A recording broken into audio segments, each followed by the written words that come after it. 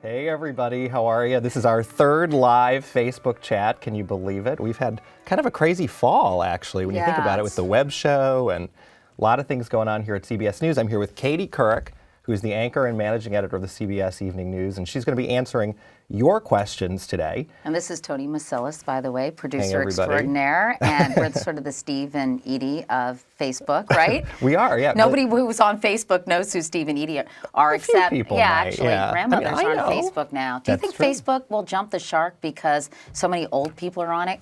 You know, like me? Well, I don't know. I mean, I know you've said that you think your daughters think it's a little weird that you're on Facebook alongside them. Yeah, they think it's like super creepy. Yeah, they don't approve at all, but what are you going to do? Well, a lot of questions are coming in. Sort of par for the course. I want to make sure we get to a bunch of them. Okay. We had basically solicited questions on a specific topic, which was basically big thoughts about the decade, what were the big news stories, what questions do people have about those news stories. A lot of the questions are on that, but a lot are on all different things as well, so we kind of see where it takes us. Let's have Adam. All right. Here's a good question to start out with from Nazir. She wants to know, what do you think was the biggest news event of the decade? Well, I think most people are in agreement, and Tony, we just actually completed a decade panel where we had a number of people, 3 journalists talk about this, and I think just in preparing for that panel and reading all sort of the year-ender and decade-ender pieces, I mean, I think almost there's universal agreement that 9/11 was the most life-altering, earth-shattering event that we faced as a nation, I think, in the last decade, if not in the last several decades. And, you know, that's a story that really hits close to home for me, Tony, because, you know, I was on the air at the Today Show as it was unfolding. In fact, for the first time this year, I watched the rebroadcast, the minute-by-minute rebroadcast on MSNBC. It was sort of too hard for me to watch it for many years, and it was just chilling to see how, you know, all these events unfolded one after the other. Obviously, the first plane, then the second plane, then the Shanksville plane, and the Pentagon plane. And it was just so eerie. But of course, it was the end of innocence for the United States as a country in terms of not having any kind of clear-cut enemy, but having sort of the dark cloud of terrorism over our heads 24/7. And you know, people have asked me about covering that story that day, and my adrenaline was flowing so much, and I felt so much responsibility for staying calm and imparting the information in a sort of measured way. But I think actually the days following it, I mean, I was in such a state of shock, I think. It's okay for me to look at you and not just look at the camera, right? I think we can do whatever. Okay. Yeah. Hey. I was in such a state of shock the day it happened. I remember calling my parents, who live not far from the Pentagon, and telling them during a commercial break to get into the basement, go into their basement, because I just didn't know what was coming next. A lot of people said, were you worried about your girls? But oddly, I felt like school, you know, where they go to school was a very safe place. I didn't have the impulse, like a lot of parents did, to go and yank their kids out of school. I sort of wanted them to be in that protected environment. But I remember the days following 9/11 were just so excruciatingly painful and heartbreaking, as all those desperate people were looking for their relatives. And to me, just sort of the not knowing, the anguish of not hearing from a loved one, it was just so hard to hear them and to give them any kind of hope, because you knew that probably odds were that the person they were looking for or waiting to hear from, they would never have that opportunity again. I remember the people just walking through the streets with photos, you know, and walking up to anybody. I was working at MSNBC at the time, and so of course we all had to go down there at one point or another, and that was the most heartbreaking thing. You know, the people would come up to you and they think because you're working near a camera that you might know some information and show you pictures. Have you seen this person? Do you know this person? I mean, that just really was very heartbreaking. And that the night after it happened, of course, you know, you think about all the people leaping to their deaths. And I remember, I live a fair amount away. I live in the city, but not that close to the Twin Towers. But I remember this acrid, pungent smell of burnt plastic permeating the atmosphere, and people walking around my neighborhood with candles and having these impromptu candlelight vigils. It was one of the most profound experiences I've ever had. And of course, people in New York and all across the country, I know, felt the same way. On the same topic, Matthew Owen Fish actually asks, how do you think 9/11 changed our lives? Well, I think, as I said, I think it was the end of innocence, and suddenly we were very vulnerable. It led to, clearly, to wars that this country has been engaged in during the better part of this decade, first Afghanistan and then Iraq. I think it led to a feeling around the world after there was great unity following 9/11. Some countries feeling that the United States was too strong or too arrogant in terms of their military actions. And I think it changed sort of the nature of when we get involved in war, i.e. the Bush Doctrine. And so I think it also changed our intelligence system, hopefully for the better, in terms of being more aware of terrorism kind of growing in all different places through the internet. Sort of virtual Afghanistan exists now. Terrorists are not only in Afghanistan, they're in Yemen, Somalia, they're in the United States, they're everywhere. All over the world. And I think it just made us much more aware that there are people hell-bent on destroying the United States and our way of life. And, I think that's when politics come in and what is the best way of dealing with this. I think education, quite frankly, is one of the most impactful ways we can affect the growth of terrorism, because I think if you give people education and economic opportunities, it makes them less predisposed to fall in the hands of terrorists or to feel helpless and to kind of vent their frustration through violent means. But how do you educate the entire world? That's something that the United States is in no position to do, given the situation here at home. Mm-hmm. That was a very long-winded answer. I'm sorry. No, but it was a good answer. Well, thank you, Tony. Yeah, well, there thank you very much. We're also bringing in some questions from Twitter, actually, and I think this is kind of an interesting question because it gets to the point of, you were talking about post 9/11, how really it brought sort of people together, and it was this amazing moment of outpouring of support. But do you think, this is from a guy named Losing John, sorry you lost John, as a nation, have we grown closer or more distant in the past decade? I think more distant. I hate to say that, but I think the economic situation in this country, I think when people are struggling, that sometimes they need a place to vent their rage and to channel their rage. And I feel like right now, in many ways, we're a very angry nation, very frustrated, troubled, and disappointed in many ways in terms of people feeling that the American dream just isn't within their reach. I mean, I still think it's a place of incredible opportunity and entrepreneurship, but I just think that, I don't know, maybe it's because of what I do for a living. I feel that the country is pretty polarized right now. And whenever I think it's not going to get more polarized, it seems to. And I'm all for people having free speech and expressing their views, and we've talked about this a lot, and I hate to sound like a broken record, but I wish there was a way for all of us to discuss our differences without digging in our heels so much and being respectful of other people's points of view. But it all seems to be expressed through kind of a prism of anger and disgust and disrespect, which I find really troubling and upsetting. This is actually a topic that a lot of people commented on Facebook. Willis Courtwright didn't so much have a question, but did have a comment about the fact that he thinks one thing that was significant about this decade was the division that's happened within the country, the split between Democrats and Republicans.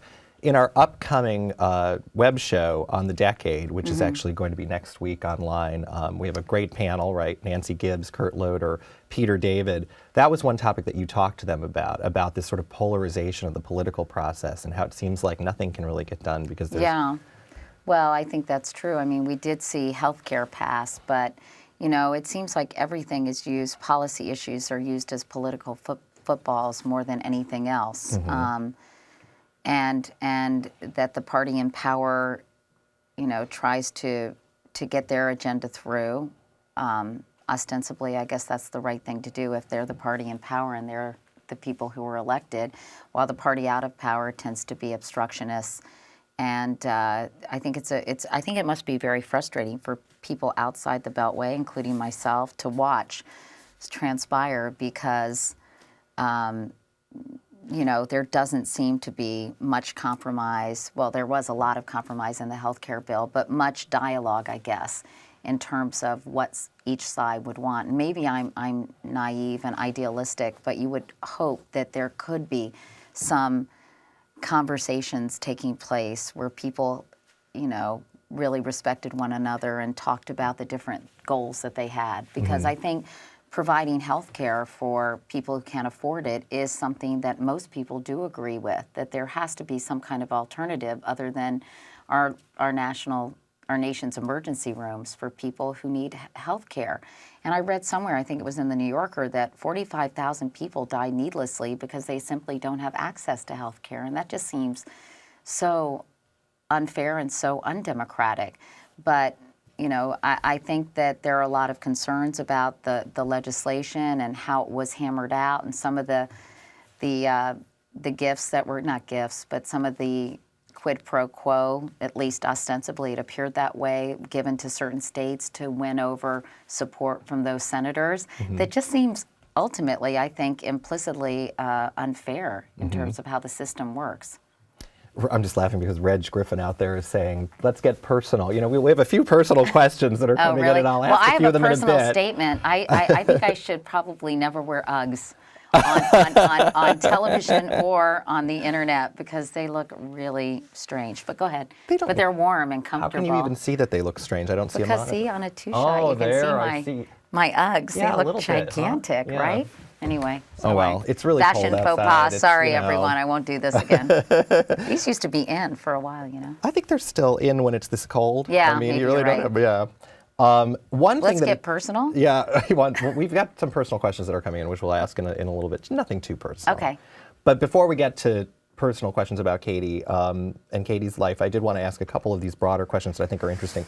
A guy named Michael Wilkin actually says, in regards to Tiger Woods and the coverage that story has gotten, pretty much everywhere, including on the national broadcasts, network broadcasts.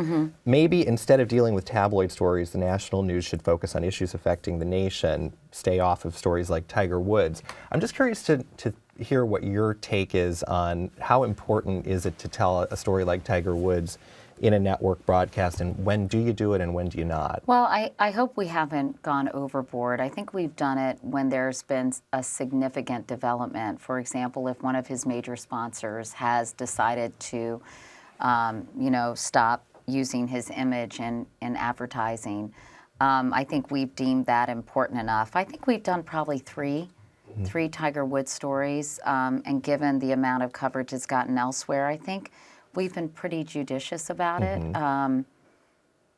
I feel bad for everyone involved in that story. I think it's heartbreaking. I think what's so shocking about it is the sheer number of dalliances that he apparently engaged in. And, I was at, I think it was at Walter Cronkite's funeral service, and Howard Stringer, who used to be president, or used to be the executive producer of the Evening News and now CEO of Sony. I guess I got Howard's title right, but he's so smart and so erudite. And he talked about the white hot flame of the white hot spotlight of fame that can burn as much as illuminate.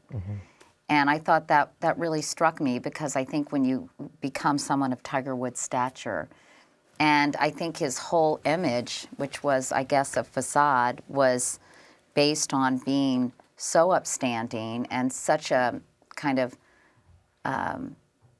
morally upstanding guy, that when this unfolds, I think the one thing that people can't stand is hypocrisy. And I think because his public persona and his image were so counter to his obvious personal behavior, that I think that's why people just, it was red meat for a lot of these tabloids. I think it was overdone, but, I think people have a lot of interest in it. There's a lot of prurient interest in it. And I think, getting back to the original question, that I think 3 stories about it isn't necessarily excessive. And I think they were done pretty well and tastefully, given the subject matter. This, I think, is actually sort of an interesting follow to any conversation about Tiger. This is from a guy named NZ Downs, who wants to know, why do you think people confuse admiration for exceptional athletic ability with exceptional human qualities? Well, I think it wasn't that he was, I got the impression, again, I don't follow golf that much, and I really didn't have that much exposure to Tiger Woods, but I think he was not only an exceptional athlete, he appeared to be an exceptional human being. Exceptional, I mean, I guess that's or a good guy, at least. A good guy, an upstanding guy, someone who loved his wife, a family man, right. Someone who had value, strong family values, somebody who, had a very close personal relationship with his father. Mm-hmm. He just sort of exuded class and elegance. Now, sometimes I think we ascribe those qualities to people who don't necessarily deserve them because mm-hmm. maybe it's their appearance or the way they carry themselves. Mm-hmm. So I think that in many ways, it wasn't just athleticism in his case. He seemed to be living a way that we could admire. I don't know. That's my impression. Mm-hmm. No, I think that's true. I think this is a really good question, actually, from a guy named David Sowles. I hope I'm pronouncing that correctly. You might have to think about this one for a second, though. Oh, please don't make me think, Tony. God. I don't know. If something like this would just pop into your head. But from the past year, all the many interviews that you did, mm-hmm. was there one where you walked away wishing you would have asked that one extra question? Well, this is the problem with me. That's actually a good question because I always feel that way. I'm always the kind of person who says, oh, shoot, I should have done this, or when the person responded this way, I should have followed up that way. So I don't think there ever is an interview that I've done where I feel like, that was great. I asked everything I could because, the fact of the matter is you always have time restraints when you're doing interviews, even if they're longer interviews for 60 minutes or longer interviews for the evening news. Not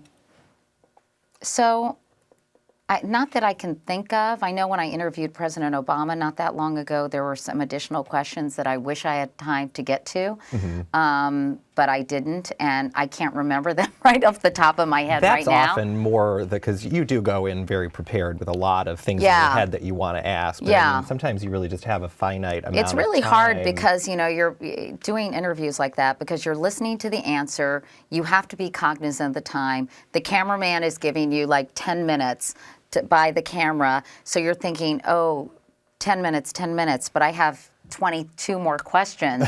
And usually before an interview, I'll circle questions that can be omitted or skipped mm-hmm. if I'm running into time problems, which inevitably I will. So it's really hard because as you're kind of figuring out the timing of everything and getting the questions in, you also, P.S., have to listen to every answer and kind of think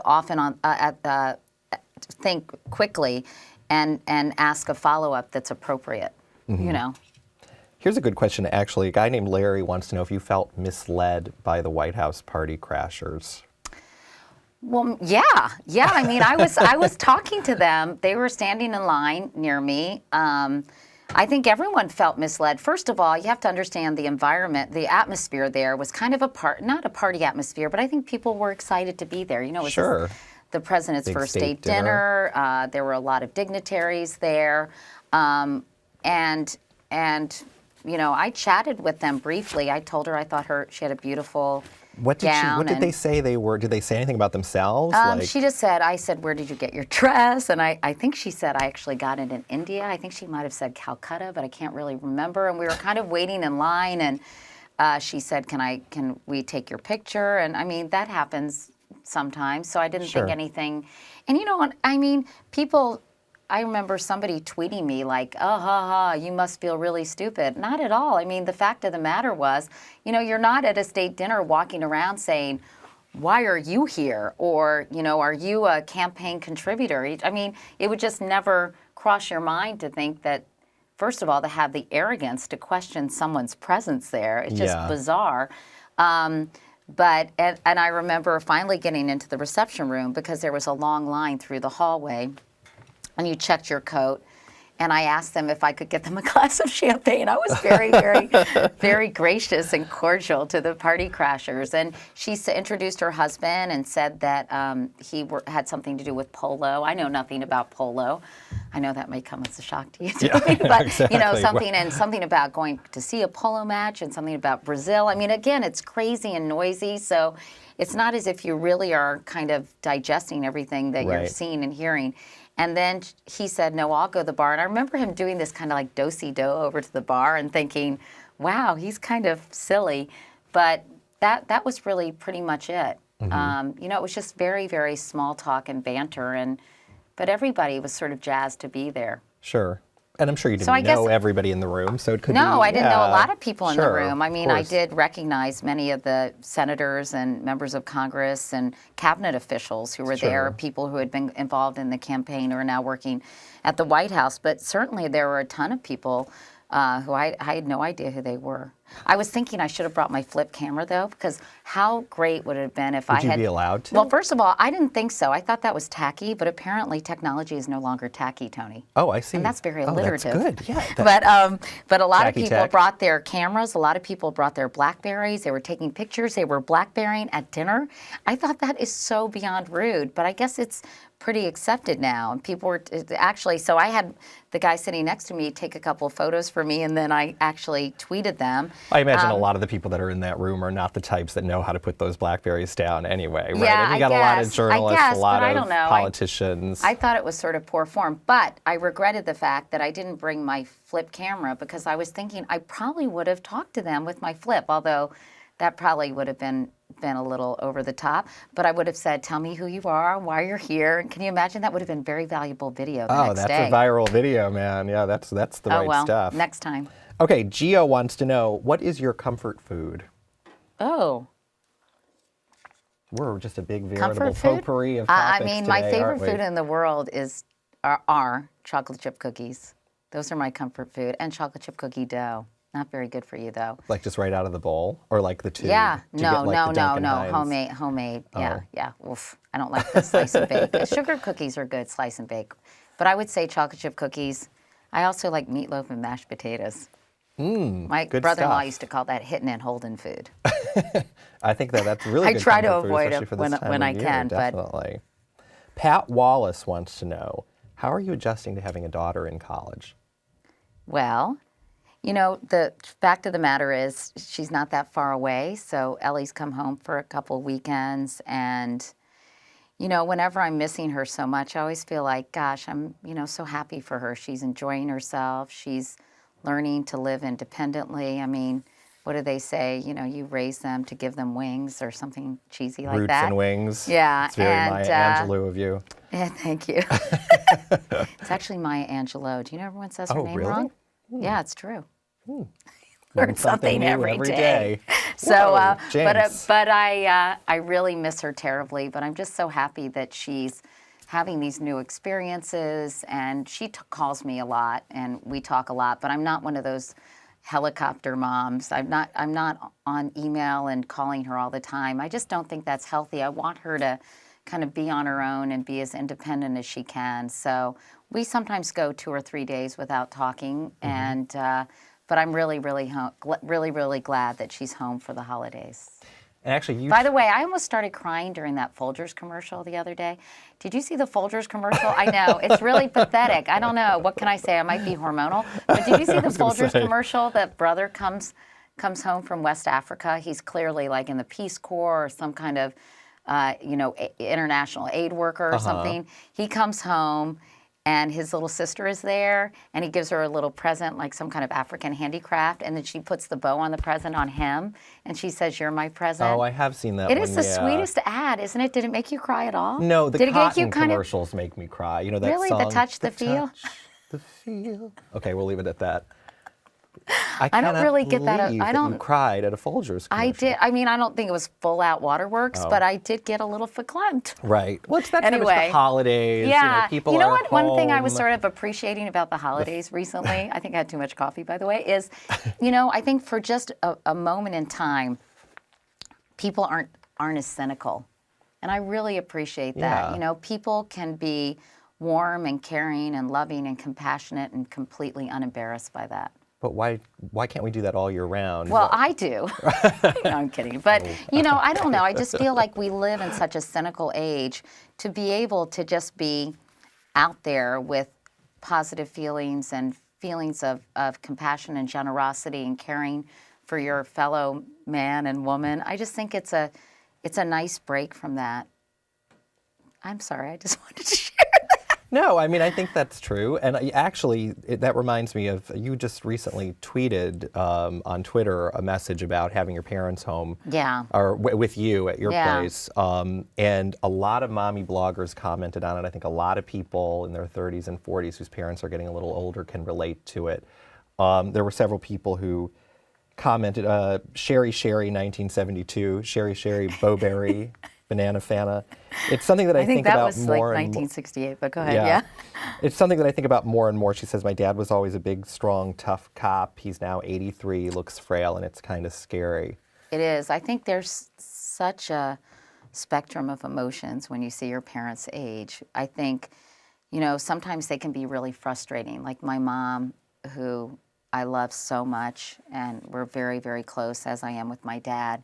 She can't really hear very well and refuses to wear a hearing aid because it's uncomfortable. So that's very, I think it should be frustrating for her, which I know it is, because you feel like you can't participate in the world as well. And it's also very frustrating for the people around her, because sometimes she feigns as if she can hear and says yes or nods her head, and then we'll continue the conversation, and it's clear that she didn't hear the first part of it. And then my mom's 86, and my dad's 89, and he has Parkinson's, and I can relate to what Sherry was saying, because I think it is hard when you're a child and you have someone protecting you and sort of looking out for you. And I got some tweets about this, there is a role reversal that goes on when your parents get older in terms of who's caring for whom. And, you know, it's hard, because I think my dad is so smart. You would love talking to my dad. He's just got an incredible memory. He's incredibly well-read, and he is as sharp as a tack. But, you know, Parkinson's is a neurological disorder, and it makes it hard to walk. It makes it hard for him to enunciate things and to speak out clearly. It affects your salivary glands, I think, in a way, because it affects your swallowing. And it's just, it's hard because, again, he's so sharp, but I think it prevents him from enjoying the world around him as much as he could. The medications make him tired. So, you know, it's just a part of life, I guess. But I also think it makes you come face to face with your own mortality. When you start seeing your parents really aging, it just makes you very cognizant of the passage of time. It's hard. Actually, someone, EW Monster is the screen name, actually had a comment about that it's the reverse is probably true in their minds. This person writes, you ever wonder if they think the same thing about us? It's hard to see us get older, because that must, as a parent, if your kids are getting bigger and bigger and bigger and, you know, becoming adults, you're not 35 years old anymore. Well, you know? I feel that way with my kids, and I think I've even heard my mom comment, like, I can't believe my youngest daughter is... Oh, I'm sorry. There's something in my throat. Almost 53. I'll be 53 on January 7th if you guys want to, like, wish me a happy birthday or anything. Any big plans for the birthday? No, well, I was thinking about maybe doing a karaoke party, because we had a Christmas party here at CBS, and you know, it's amazing what a karaoke machine and a few martinis can do for a crowd, right? Oh, it was so much fun. There were a lot of songs I forgot to request, like the Isley Brothers, This Old Heart of Mine. I was thinking about that today. I forgot to request one of my favorite songs. There are many days of karaoke. Yeah, so I was thinking that might be fun to do a, sort of a replay of that. Or I really want to go out dancing with some friends, because I don't get to do that very often. And a friend of mine is a good friend of RuPaul's.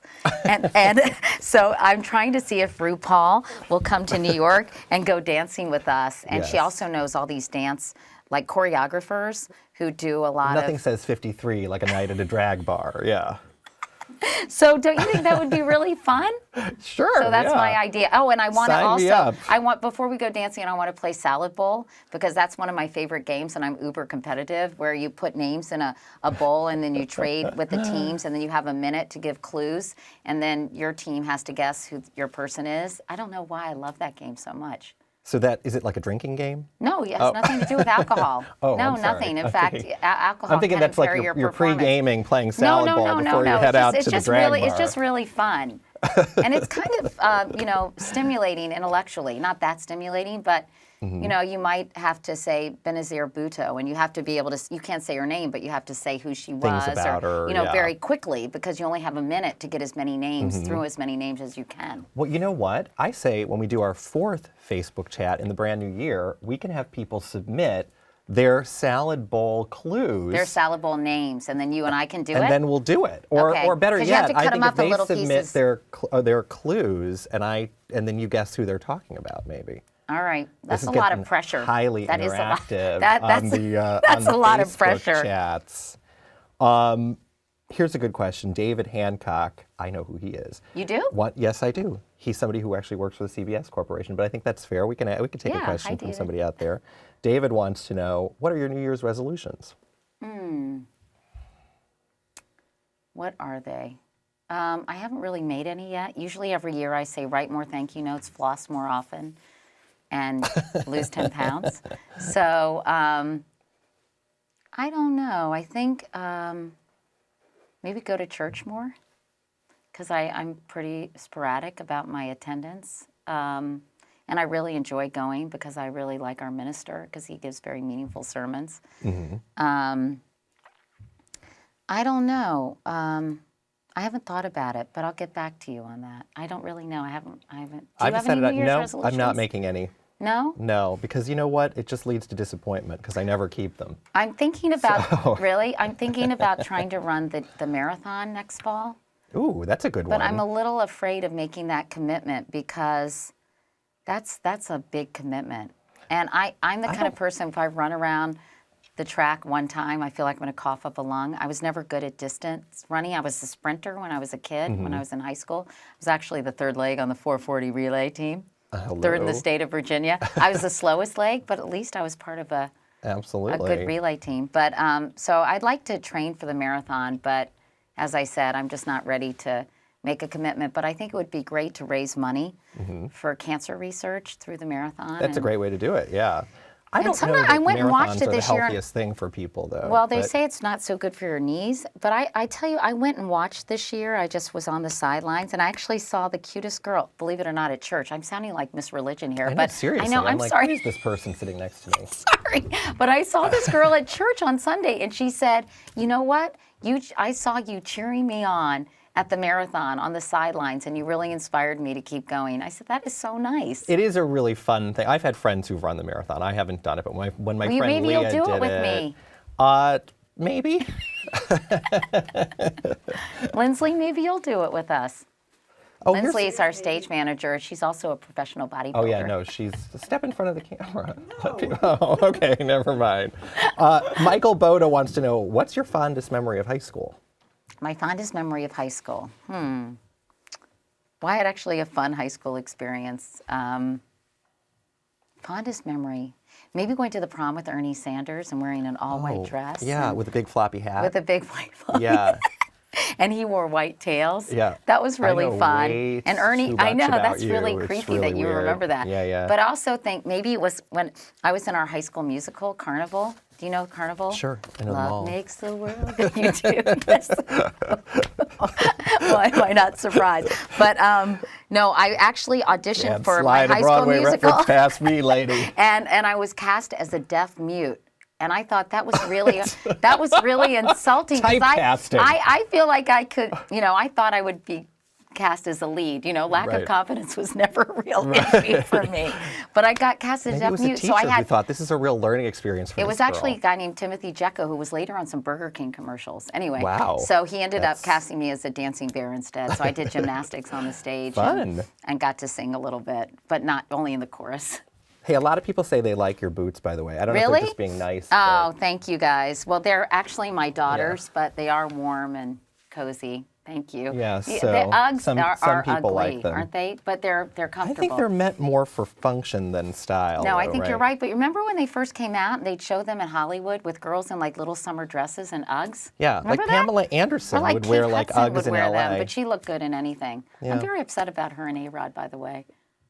Why? I don't know. I just thought they seemed really happy, and she seemed to be great for his baseball career. Because he's got such a great track record with women, you know, you thought, oh, this one's definitely going to work out. Well, I don't know. You know, sometimes there's a lid for every pot, as they say. And I thought I thought they seemed like a cute couple, and I was disappointed. I don't even know if they're broken up, but I saw her in the ladies' room at Yankee Stadium. We chatted. Oh, yeah. Was she nice? She's really nice, yeah. What did you talk about? She said, Alex really likes you because I interviewed him for 60 yes, Minutes when that he was wasn't actually very a forthcoming famous with me interview, about or became a very famous interview, yeah. his steroid use. But I said, oh, that's nice. Give him my best. I'm really happy for you all. I hope you're having a good time together. Mm-hmm. And that's all. It was he pretty, actually apologized to you. He for did. He that wrote me a moment. note apologizing for not being truthful, which I thought was that's nice. Yeah, a classy thing to do after a kind of unfortunate exchange. Yeah. Well, how about that? Here's a good question. We've been talking about this a lot from Ken Tab. How do you think cell phones have changed the culture this decade? Well, I think texting and Blackberries, I guess people use, my daughters use Blackberries as their cell phones. It's so weird because teenagers don't actually talk anymore. They just text. Right. And, where was I with Ellie recently? And she was texting. And I said, Ellie, put that away. Oh, we went to see a play. I took my parents to see Finian's Rainbow. And Ellie was sort of texting, during the play. I was like, are you kidding me? Put that away. I think that people don't really know the boundaries of when to use technology. And, I often see people walking down the street texting and they almost run full on into you. Mm-hmm. But I worry, again, I sound like such a fuddy-duddy, but I worry about our ability to socialize and interact in reading people's cues visually, being able to talk to them, picking up things they might be saying with their eyes or with body language. Well, there have been studies. I mean, I'm sure that there probably are studies on that as well. But the things that interest me the most is that with the younger people start texting, the less sort of cognitive ability they have necessarily, like when it comes to the grammar and writing and things like that, because they sort of start at a very early age, like not really completing full sentences, and it can be a bad thing. Right. Well, I think emotional intelligence is so important to anyone's success, your ability to relate, interact with people, be positive, be able to deliver bad news in a way that is sensitive and caring. And I think that sometimes this is having a negative impact on the development of people's emotional intelligence. I don't know, though. Here's a good question about Lil Wayne. What did you make of your interview with Lil Wayne? It's Greg so Cook funny wants to know. how much that interview with Lil Wayne resonated. Like everywhere. Well, I think particularly among like 15 to 25-year-olds. Why do you think so? Because a lot of other people have interviewed Lil Wayne. I mean, why do you think that one really stuck, though? Has he? I think it was probably the casting. I mean, here I was, like, this nerd in a cardigan interviewing Lil Wayne. You were wearing like I was wearing kind of a Mr. Rogers thing. You went bowling with him, right? I did go bowling. He said he was a really good bowler, but quite frankly, it was a disappointing showing by Lil Wayne. He wasn't that good. There were a few gutter balls in there. But he has his own bowling ball, his own bowling shoes. Can you tell how hyped up I am in this interview? What's going on here? I'm feeling very I hyper. don't know. But anyway, I thought he was a highly intelligent guy. Magnetism? I thought he was a very smart guy. Quite frankly, I don't really understand or appreciate the rap culture. So I'm probably not a good person to evaluate him. But I thought he was actually very gentlemanly. That's kind of an oxymoron, Lil Wayne as gentlemanly, but I'll never forget when he said, "I'm a gangsta, Miss Katie." I mean, how often do you hear that in one sentence? Where do you think all that comes from in him, though? I don't know. I think probably he's a marketing genius in some ways. Yeah. He knows what sells. I think he is a real artist and very talented in his own right. Just the things that he does don't necessarily resonate with me musically, but I really appreciated that he came to play. When I said, show me around your face, give me a tour of your face, because he's so covered with tattoos and they all mean different things. But he, he was an honors student in high school, so I think he is a very intelligent guy, and I think he's using it to amass a personal fortune. Mm-hmm. Corey wants to know, what advice would you offer to young, aspiring journalists right now? Don't do it. I'm kidding. I'm kidding. I would say, a lot of people ask that question, and I would say that it's Corey, yeah, Corey? Corey, yeah. That, there's certain skills, I think, that you want to develop as a journalist, no matter where you use them, be it on the internet, be it, in television, documentaries, radio. And I think those, you hope the quality of those will remain constant. So I would say go someplace, first of all, that has a pretty strong web component, because clearly this is the wave of the future, and maybe they'll be more integrated and you'll be able to watch the web on your television on the web, which of course you can already do to a certain extent, but you can't really watch that much web on your TV. I guess some people do hook up the web, but that's not that commonplace yet, right? Well, I'm sure not everybody's doing it. But yeah. Most new TVs, though, you can hook up. Yeah. So, but I think you always want to learn how to be a good writer, a critical thinker. You want to be able to communicate things clearly and succinctly, and I'd say anywhere you work where people are really accomplished at that and good at that is a positive thing that will help you apply those skills, no matter where the media landscape or how the media landscape shifts in the future. Does that make sense? It does, yeah, definitely. I think do we have any more time? Time? At a point where we're about ready to, yeah, I mean, there are actually a ton of questions still pouring in. We have time for me, because we started late. Yeah. And we promised 45 minutes, and I know people are going to be really disappointed if we don't go Right, exactly. The questions are definitely still in. Oh, okay, Tammy wants to know if Dancing with the Stars is really in your future. Oh, I kidded around about that. I mean, I'd like to do it because it forces you to lose weight and get in shape. So that would be a great motivator. It is true, though. They all come out looking great. I know, everybody it's amazing. Who's on that show. And then they stop and they blow up. I'm kidding. Yeah. I'm kidding. But, I was a big Kelly Osbourne fan this time You know what? around. For whatever reason, this season I didn't find particularly compelling. I mean, I did like Kelly Osbourne. But you like Donny Osmond. I like Donny Osmond, but other seasons I would always kind of say, "Oh, it's on tonight," because I don't watch that much television, and I'd be like, "Oh, Dancing with the Stars is on," and I'd watch. But for some reason, I didn't watch regularly. Show. I think I liked last season because I like Gilles. Yeah. Oh, Gilles Marini. Oh. Hello? Yeah. He was first of all, okay, I mean, seriously. But he was also such a beautiful, skilled dancer, and he was also so humble about it. Married and had kids. He seemed really nice. Maya was like that. My God, this is a really weird conversation. But anyway, to wrap up our Dancing with the Stars moment. I mean, I was kidding. I don't think I would ever do it, but I do like to dance. And may I say this? Yes, you can say whatever you want. It's your Facebook chat. I'm a pretty good dancer, don't you think, Tony? She is an excellent dancer. It's from my gymnastics background, yes. Maybe. But I do love to dance, and I can bust a move. Wide variety of dance. Yes, people are aware. Definitely. Anyway, moving on. No, actually, Let's it's water, not vodka. It's water. It's water. Yeah. Oh, really? Yeah. Michael, thank you so much. We are only drinking water. We're just like this. We're high on life. Yes, we are. There was one good one here that I thought, do you have time to watch TV? What do you watch?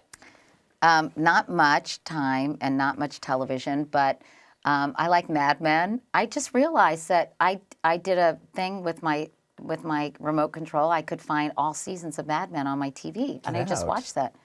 Someone told me you couldn't do that with Mad Men. You had to buy the DVDs. Well, it must be on demand somewhere. It's on demand somewhere, but I found it, so that was exciting. So I like Mad Men. I like 60 Minutes, of course.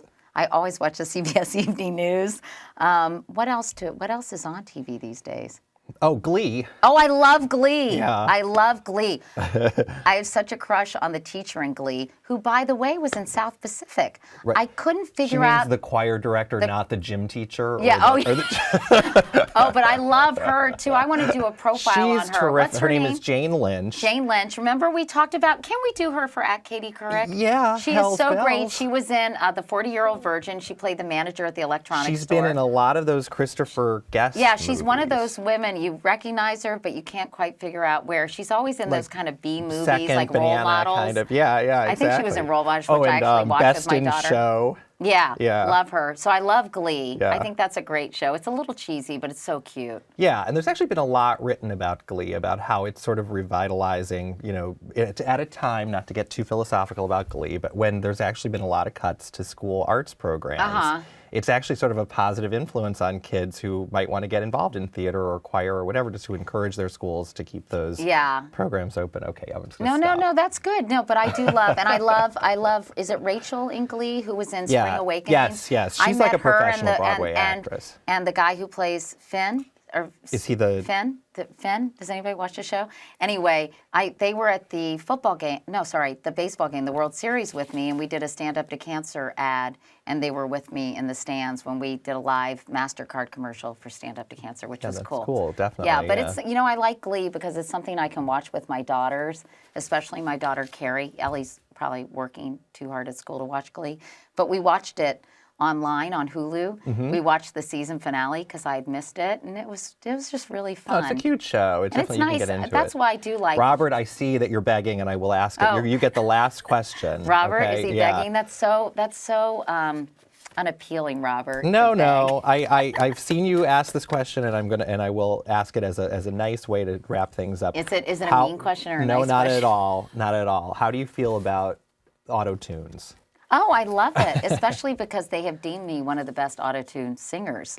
I don't know if you've seen my rendition of Very Thin Ice. I think those guys are so clever, and I think I haven't seen. Have they been doing a lot of Autotunes lately? Because I haven't seen many new ones. They had like a year-ender. Oh, they did? Yeah, they had one that was out. Yeah. I think they're very creative, very clever. I appreciate that they've used me in some of their videos, and I think it's really funny. It is funny. Yeah, and they're Brooklyn guys. Yeah, a couple they're of guys actually from Brooklyn. Virginia. Oh, they are? Or North Carolina, but they moved up here together. They're brothers. There's a girl who they're either friends Didn't with. Didn't they drop an album? Is that what you call it? Yeah, their album dropped. Yeah, you down with their album? Oh, good, Robert Tucker. I'm so glad. You know what? I can sleep in peace that I've made your day with a question about Autotunes. Thank you. Thank you, Robert. Yeah, no. They're good guys. They're definitely good guys. Just read like talented. 5 of the strangest questions in here. We won't have time to answer them, but we'll end with that. Oh, God. I'd have to go through and find this. Let me refresh here for a second. Talk amongst yourselves. Talk to your fans while Okay. Hi, everyone. I hope you've enjoyed our latest Facebook chat. I have fun doing them. They're fun. How many people actually I think George Clooney should interview Katie next time around. I don't think she's going to have any problems with that. Yeah, I just saw Up in the Air, by the way, which I thought was a fabulous movie. Very depressing, kind of a twist at the end that I didn't expect. I usually pride myself on saying, oh, I bet, she killed him or she was involved with so-and-so.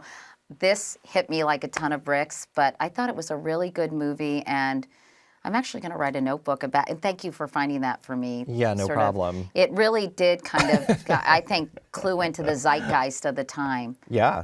In terms of people getting laid off. Who would play you in a Lifetime movie? That's a really good one, actually. I guess I'd have to find someone who really looks like me. So I don't know. What do you think? Like Angelina Jolie, maybe? Yeah, definitely. Okay, so Angelina, and you're being interviewed by George Clooney. You got it all right now. Good. Yeah, got it going on. All right, guys. Wait, we don't have any other funny questions? I'm not answering these. Just tell us. We don't have to. Yeah, okay, let me see if I can find one more. Are there any really random? Any really rude questions? No, actually, a lot of them weren't rude. Thank you guys for not being rude. I have to say, when I get a rude tweet, it kind of, I know, it kind of upsets me because I think, what's wrong with these people? Why are they so angry, and why do they have to be so nasty? One person wants to know, I know what this came from because somebody had actually, I think it was on Twitter, wrote about, you used the word bullocks in one of our YouTube videos. I think it was when you were interviewing Tim Geithner in London. Oh, I did? I think so. And they were like, do you enjoy British slang? The question. Apparently I do. Yeah, apparently you do, yeah. But I think I must have gotten that from like Love Actually or something, because I don't bullocks. Know. Bullocks. Is that it? What does that mean? That's a word. Like, I don't know. It's darn like, it? Yeah, or like, I don't know, does anybody here know the official? Bullocks? I don't know.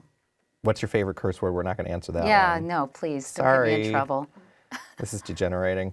Is that it? I think that's it. Okay, good. Okay, guys. Well, thank you so much for everyone who's, if you're at work, get back to work because I don't want you to get in trouble. And can I just say, I hope everyone really has a peaceful, happy holiday with their family and their friends. And for people who are going through difficult times now, I hope you use this as kind of a way to reconnect with all the things that are important. And, you know, it must be really hard for a lot of struggling families this holiday season, not being able to do what they would like to do for their children or their loved ones. And, you know, so I just want you all to know, uncynically, I am totally thinking about people like that. And I think everyone should. If you have a neighbor who's struggling or someone in your life who's having a hard time, you know, just remember it's not intrusive or invasive to reach out to those people and offer a helping hand or do something really kind for those people. Mm-hmm. I think that's a nice note to end it on, definitely. And maybe it's a lesson that we've learned this decade in general, right, about the value of family and friends as opposed to materialism and things like that. Yeah, I hope so. I hope so. That could be one good thing that's come out of what was otherwise, as many people said, a not so great decade, right? Or as Time Magazine deemed, the decade from hell. Indeed. All right, guys. Well, thank you so much for being with us. Thanks, Tony, for doing this with me, as always. Oh, it's always fun, and we love answering all of your questions. Katie's great at sitting here and chatting with you guys. So quit it some more. Yeah. All right, see you later. See you in the new year. Happy holidays. Happy New Year.